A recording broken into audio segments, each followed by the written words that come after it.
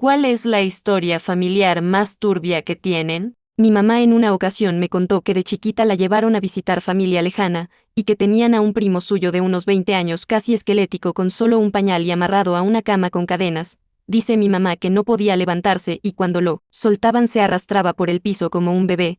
No hablaba y hacía sonidos raros como si se ahogara con su propia saliva y que en su momento le dio mucho miedo. Su primo vivía escondido.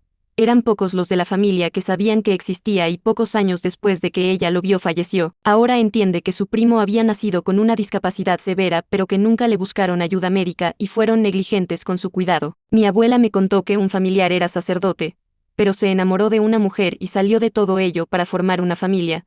Un día simplemente la mató al igual que sus dos hijas y luego se mató él. No se sabe por qué lo hizo. Incluso encontraron una factura, que le había comprado un auto a su hija por la graduación. El bisabuelo de mi esposa abandonó a su familia en Corea del Norte para irse a Corea del Sur. Él tenía 2 hijos y su esposa. Mi tatarabuelo era encargado de una hacienda. Un día agarró a un morro de 12 años robándole algo.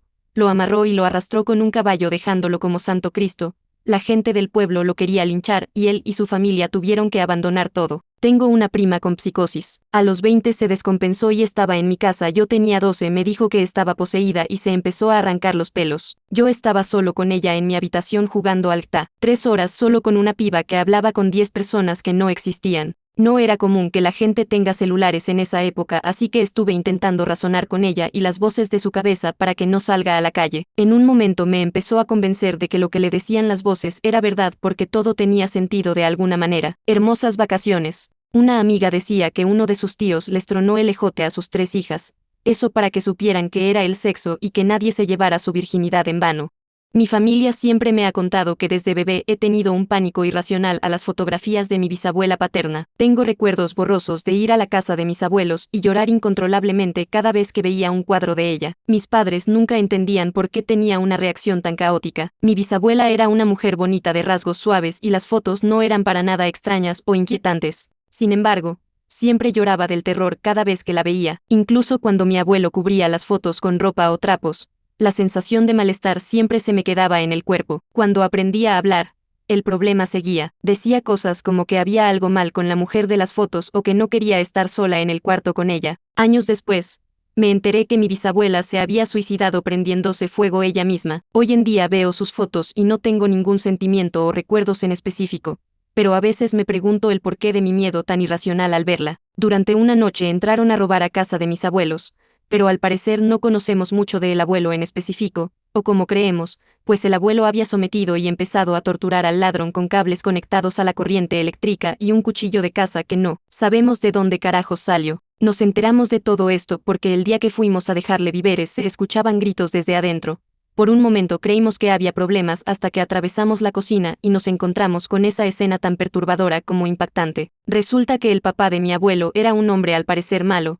Le pegaba a sus hijos, a su esposa y a sus animales, pero de un día para el otro, de repente le llegó la iluminación y dejó de ser una persona mala para empezar a ser la persona más cariñosa y generosa de la vida. ¿Qué pasó?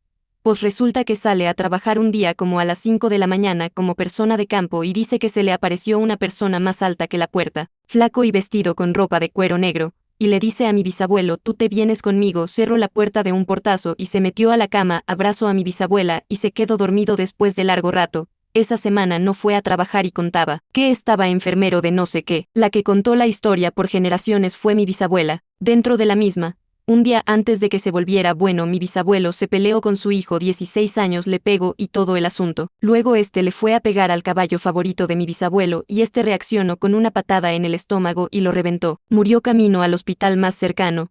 Esa historia la contó mi abuelo, que era su hermano, a mi mamá y mi tía. No creo que sea tan turbio como lo que acabo de ver en los comentarios, pero mi abuela abandonó a 4 hijos y el otro día 2 de esos hijos que abandonó fueron a la casa. Ellas vivían en Holanda porque sus padres adoptivos son de allá, pero vinieron a ver de dónde eran sus orígenes y bueno, nadie en la casa sabía sobre ellos, solo mi abuelo. No son sus hijos, así que sí nos sacó de onda. Tenía un tío que cuando murió salió a la luz que había como a 20 niñas, incluyendo hijas y sobrinas. Era un y el favorito de mi abuela. Lo bueno que se lo cargó la y ya no le hará daño a nadie jamás.